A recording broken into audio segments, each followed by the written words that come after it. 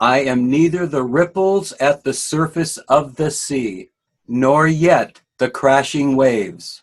I am the vast ocean deeps, unaffected by mighty surface storms, untouched by any superficial change. Now take these words in that Swami Kriyananda has given us. Long have I called thee, Lord, but thou hast not answered me. But for what long eons didst thou endure my fickleness? In this life, Lord, and if need be through eternity, I will keep calling thee. Om Shanti, Shanti, Shanti. Amen. Lord, when in darkness, Lord, in confusion, always I'll follow thee. Lord, when in darkness, Lord, in confusion, always I'll follow thee. If I grieve or lose my way, only thou canst comfort me. If I grieve or lose my way, only thou canst comfort me. All I live for is to love thee, my beloved friend. All I live for is to love thee, my beloved friend. Lord, when in darkness, Lord, in confusion, always I'll follow thee. Lord, when in darkness, Lord, in confusion, always I'll follow thee. If I grieve or lose my way, only thou canst comfort me. If I grieve or lose my way, only thou canst comfort me. All I live for is to love thee, my beloved friend. All I live for is to love thee, my beloved friend. Lord, when in darkness, Lord, in confusion, always I'll follow thee. Lord, when in darkness, Lord, in confusion, always I'll follow thee. If I grieve or lose my way, only thou canst comfort me. If I grieve or lose my way, only thou canst comfort me. All I live for is to love thee, my beloved friend.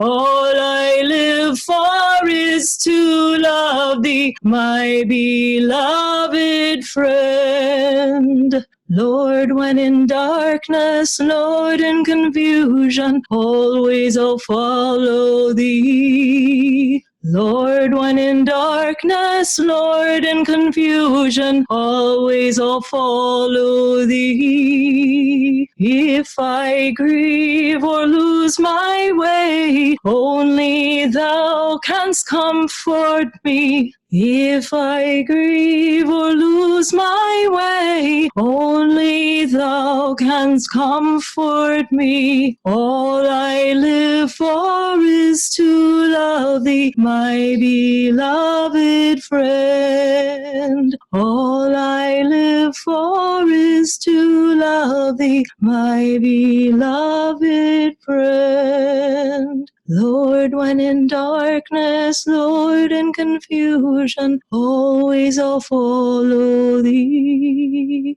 Lord, when in darkness, Lord, in confusion, always I'll follow thee. Lord, when in darkness, Lord, in confusion, always I'll follow thee.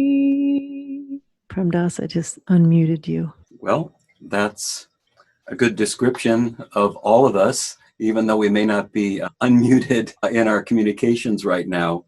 That Om that we just did, think of that along the lines of what I'm going to be offering today. And that's the call to the spiritual warrior to awaken and fight the battle. The Om is the sound of God. And every one of us, I know, that's here has brought these teachings literally to the table, to wherever you are this morning, whether you're on a bed or a couch, whether you're at your workplace, whether you're wherever you are in front of the camera. Remember, the most important thing right now is you are spiritual warriors. Everything Master has brought us, everything Yogananda and these teachings have brought us, have prepared us for this moment. Not just because we're going through this challenge, but actually whenever you think about it, you are being offered the ability to hop on Krishna's chariot, to hop on your chariot actually, and to ask Krishna to be your guide.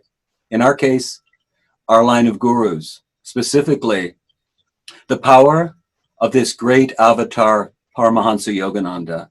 You were born for this. You have come to the table now. So now, with joy, not with fear, let's just elucidate on that. Let's just expand that. If you look at what Swami Yogananda, then Paramahansa Yogananda, brought us in his teachings and through his channels, his close disciples, and we're very blessed to have the direct line from Yogananda with one of the great world teachers who many people are finding out about, but it's not important. Nobody here in that lineage, that great lineage, even Yogananda didn't care about his name. What he wanted us to do is tune into that consciousness. So Yogananda brought the great traditions of the world, but specifically of the Vedas, and uncomplicated them for us, and basically reduced them, if you want, to something called the path to Satchidananda, or we can call it Sanatan Dharma.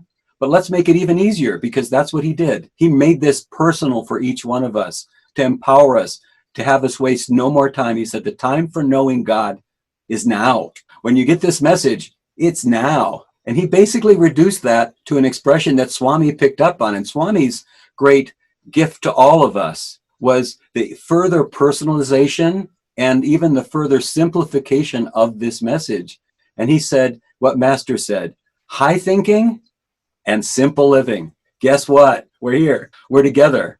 Yogananda, many, many years ago, in a satsang he gave, leading I believe it was a Christmas meditation, he said, though I can't be with you today, and he was only talking to maybe 50 to maybe 100 people downstairs at Mount Washington, he said, but I'm coming to you through a wire. He came at the perfect time with modern technology of his time to share that message. And though he's no longer in the body, as he often told others, stop looking at those pictures of me. It's wonderful, but tune into my consciousness. I can see your faces there, and I know each one of you has tapped into that consciousness.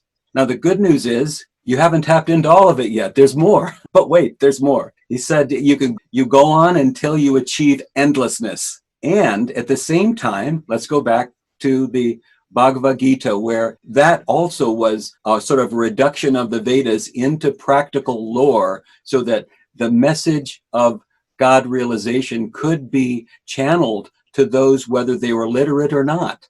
They could hear the story, they could memorize the story. They might have had different aspects of God that each one followed. They had different heroes. But he brought forth to us, Yogananda did, great understanding of the symbols, but not just of an allegorical story, but a story that was based in history, but then with spiritual consequences. And the essence of it is reduced to the fact that you are represented in that great spiritual tradition as Arjuna. Each one of you is the greatest warrior that ever lived in this time and place right now. And we don't have to make it more complicated than, well, if you want to make it complicated, you can do that. But even in the Gita, there's only, for a spiritual tradition, there's only 18 chapters. If you were to listen to the audible form of the Gita, or to have someone read it to you, or read it aloud, it would take about 2.5 hours, maybe 3 if you stretched it. Every word, every shloka is empowered with divine essence for those who are ready to receive it. Swami said, to give you further kind of support here, as a sangha, as a satsang, Swami said, we are part of a great tide of loving, joyful energy that wants to give and give as long as people are happy to receive it.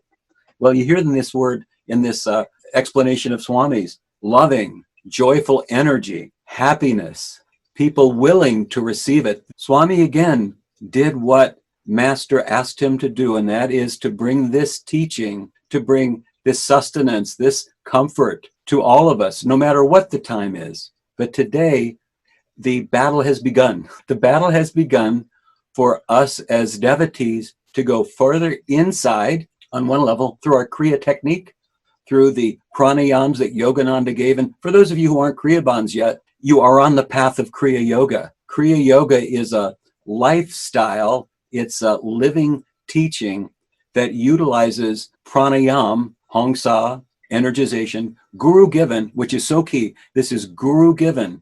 We have Krishna as our guide in the form of our guru, Yogananda. Think of him in the exact same way. You're loved and protected, and you're also empowered. It's important when we talk about the Gita to put everything in context, because for a spiritual warrior, one wants to know what their dharma is. So one of the titles I played with, and it was evolving over the last week or so with all the things, but I wanted to keep it more basic.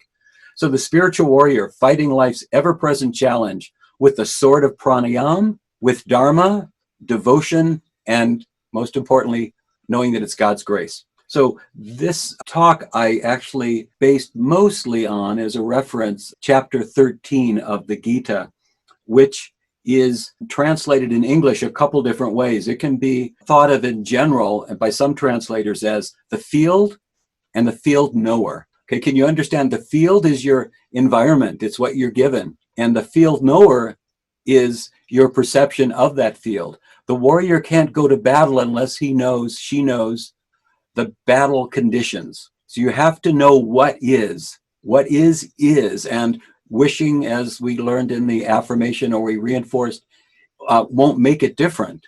So we have to stand now. And going through that chapter, I realized it had to be put in context. So very quickly, there are 18 chapters in the Gita, and I'm just going to go through sort of a Western translation of each of those chapters real fast, just the names of each chapter. First, you have Arjuna's dejection. He throws his weapon down and says, I will not fight. I cannot slay my relatives. I will not go into battle. Nothing's worse than killing one's own. Okay, we understand that. Those who've been around, we understand what the misinterpretation is here and what Krishna is about to do. So then Krishna starts giving him an explanation of the philosophy of the Vedas and the spiritual discipline that's required. That's chapter 2. Chapter 3, the discipline of action. We learn why you have to take action. Why a spiritual warrior can't just withdraw from the challenge. You withdraw inwardly to find your power, but then you have to use that power and to remember that God is the doer and not you. And that's why Arjuna has Krishna as his charioteer. Okay, the fourth is knowledge, and that's important. That's the jnana aspect. And it's how do you connect to Krishna? How do you connect to your guru? How do you connect to God? Through wisdom. Not the egotistical wisdom, but wisdom based in Vedic truths. And these chapters start really getting into how the world works. Chapter 5, renunciation of action. So after we talk about the discipline of action, you have to be able to not become a renunciate in going to the cave and hiding from the world, but to take renunciation of personal creation and see that God is the doer in every aspect of life.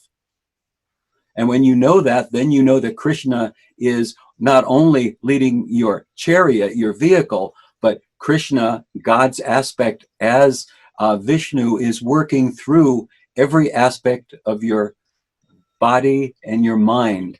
He's the creative force. So then it goes into what is a person of discipline, then knowledge and judgment. But basically judgment is how we discern. How are we able to keep clarity in the middle of chaos? When all hell is breaking loose, when your very own relatives, when your neighbors, when your governors, when your presidents, when your leadership is almost playing in chaos or in chaos, how do you stand unshaken amidst the crash of breaking worlds? And we know that we can because our great guru, first of all, told us we could and also showed us how. So then once a person with wisdom and discerning intuition, and we get this through the practice of yoga, through the practice of asanas, through affirmations, we get it through aligning with the 8 aspects of God, we get it through the practice of our yamas and niyamas and the other 6, and it's a total of 8 steps that Patanjali laid out in Yogananda called Raja Yoga. We can find out and prepare ourselves to receive the next chapter, which is the infinite spirit.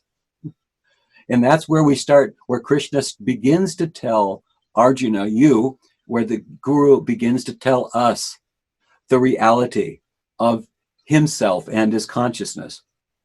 That continues on to something called the sublime mystery, where we go deeper and deeper into approaching what will be in another chapter or two, the divine vision, which allows Arjuna to receive Krishna's true identity, the guru's true identity, which is all-pervading Vishnu, and beyond that, Satchidananda. So then Krishna explains the divine power and how that manifests out. Then at that point, one of the great moments in all of spiritual traditions and spiritual writings, transmissions through the voice, however you receive it, Arjuna receives the vision of Krishna's totality.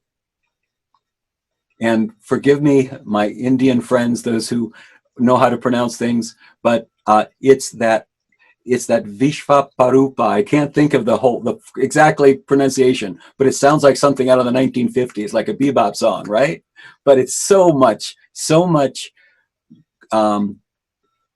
intense and yet loving and yet awe-inspiring presence. And one of my favorite aspects of Indian art is when Arjuna receives that vision and sees Krishna in front of him, but beyond him, he sees every aspect of God that he is allowed to see. There's a key here too, by the way.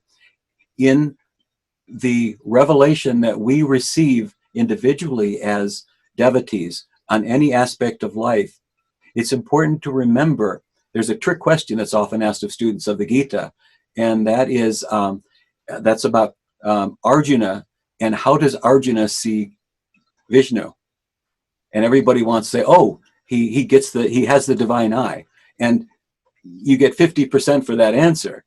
But the 100% answer is he is bequeathed the divine eye by Krishna, by his guru. He is given that divine eye. That's grace. That's Guru Kripa. That is God and Guru giving us and being the doer and honoring us when we're ready. And he even tells Arjuna at that point, no one has seen this aspect of me before. You are the only one. You have been prepared for this. I made you for this moment. So that's a very important chapter. And that's the vision of Krishna's totality. That, that would be, I think, chapter 11. So devotion then follows up on that. And this is that aspect where Arjuna is listening, but then also kind of gives back to Krishna, gives back to Vishnu his interpretation. And he tells him how wonderful he is and how amazing and how terrified he is at the same time. Devotion, by the way, is really the key to everything we're doing. Even a leaf, Krishna has told Arjuna at one point, even a leaf offered with devotion will bring you to me. So it's important to remember, and devotion is the chapter that just leads up to what I was going to talk about today, but I wanted to give you the big picture, which I think is important because I'm looking at all of your faces here and I'm seeing deep devotees who don't need to start from the beginning every time. Master has prepared all of us. So after devotion, you get into what we talk about today, sometimes called knowing the field, or the field and the field knower. Talk about that in a moment.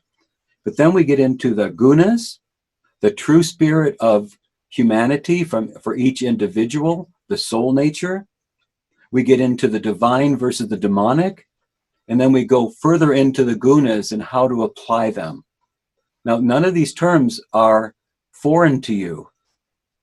Whether you've spent a few months or whether you've spent a lifetime, this one lifetime anyway, you are ready to apply the teachings and to go into battle. Most of us here know how to listen for the Om. The Om is Divine Mother with us all the time.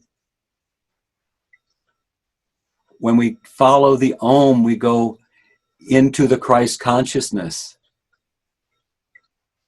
When we follow the Christ consciousness, we merge into knowing that the Father and I, Divine Mother and you, are one. Nothing in this world can hold you back from your seeking and your finding God. That's the real challenge for each one of us. And how do we do this in these times of great challenge? Well, I think you know the answer, but I'll repeat it as an affirmation, more or less. We call on the Guru. We follow the Guru's instructions in terms of his guidance, her guidance. If you had a female guru, it doesn't matter, but all of us here are devotees of Yogananda. So you follow the Guru's direction, and this Guru gave us specific pranayams to use with benefits. And as he said, this path, the path of Kriya Yoga and the Kriya technique, is the super jet airplane route to God. Now today, with modern technology, I would say it's a laser route to God.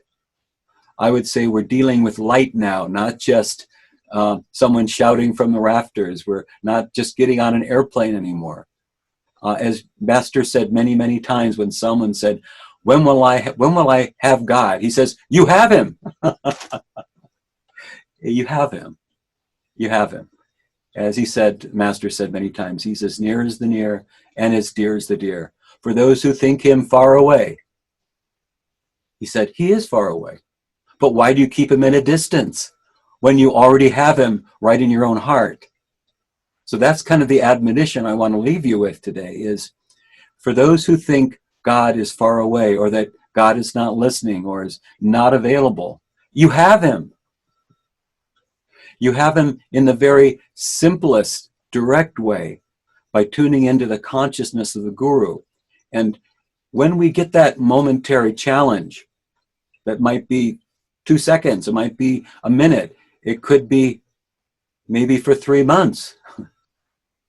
Call on the Guru and ask the Guru to be in you and as you and with you. One of the traditions I came up through was religious science, and Ernest Holmes, the founder of that, had a saying that I'm just going to repeat for you right now. He said, God in me, as me, is me. Now we understand that the is me is not the egoic form, so you can understand it. So I wouldn't say this to many people who are coming into the spiritual tradition, but to affirm not only God in me, as me, is me, but Guru in me, as me, is being me right now. Not just me, each one of you, each one of us. We are channels for this Guru. The path of Kriya Yoga, I've often thought, is kind of like the Irda, the Pingala, and the Sushumna. The Irda and the Pingala, I'm going to just say, I'm going to group them as one. It's the outer path of the practice, which is valid, and it's the inner path. So we all have to find, as devotees, and we know the benefits of finding the Sushumna, or don't worry about where it is, but to feel the energy in the center of our being, and to feel the Kundalini, God's energy, rising through what we call the astral spine and coming up to the Christ consciousness center. But we also, because we're disciples of this great guru have an outer work. We have an outer energy, which is symbolized by the irda and the pingala. It has to go up and down, and it kind of goes more external than internally. So we are here as spiritual warriors. We are here as angels for each other, and not just for other devotees, but for all of God's children, because one of the great teachings from the Gita and from the Vedas is that God is in all, as all. So God in me, as me, is exactly the vibration of a saint. And so your spiritual warriors, your angels, and as Swami mentioned to us many times, that we're here to become saints in the truest sense. And all that means is we've walked with God. We act with God. We let God work through us. We let Krishna drive our chariot no matter what comes our way. Whether it's the COVID virus, whether it's our internal family issues, whether it's a personal health crisis, whether it's a lack of understanding, whether someone has done you wrong. Swami and Yogananda said many times that living for God is martyrdom. This doesn't mean that we have to go out and be in pain and suffering. What this means is it's the death of the ego. I wanted to show you something that is one of the main reasons I'm here with you today, is because of a dear friend many of you have heard of or know of. Marie Warner, years ago, passed away, and as she was passing away, she said to her husband Devarshi, who was very worried about her health and what to do next, detach yourself, control the reactive process, live the teachings.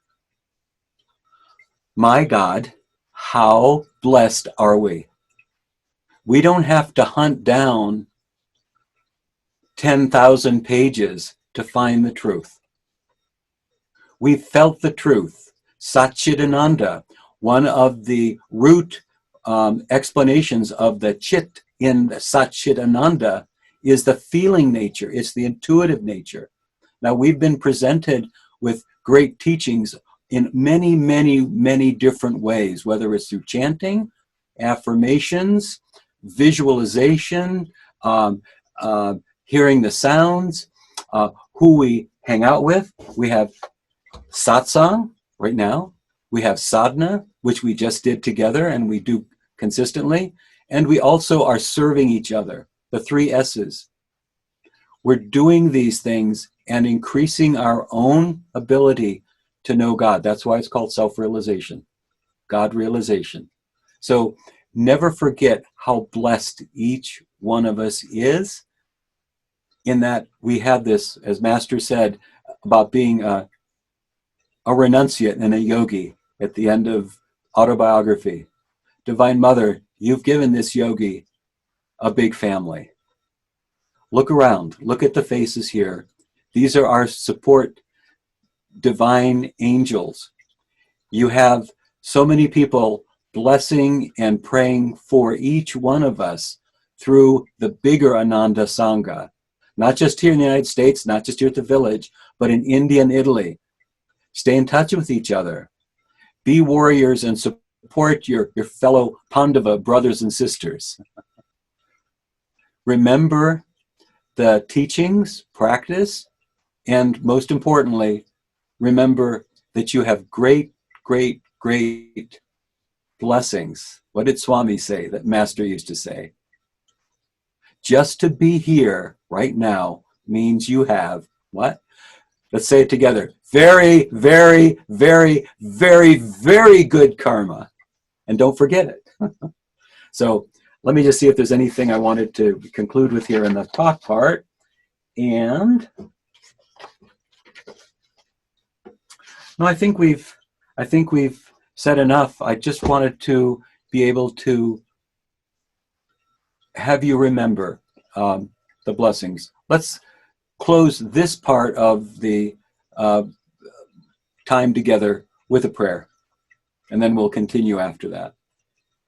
Heavenly Father, Divine Mother, friend, beloved God, great gurus, Jesus Christ, Babaji Krishna, Lahiri Mahashaya, Sri Yukteswar, beloved Guruji, be with us now.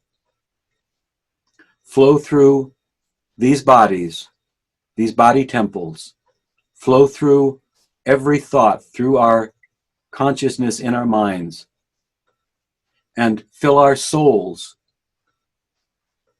with your divine energy of love, of light, of wisdom, of patience, of calmness, of joy. We are blessed. Help us to remember and to share those blessings with all. Om Shanti, Shanti, Shanti. Amen.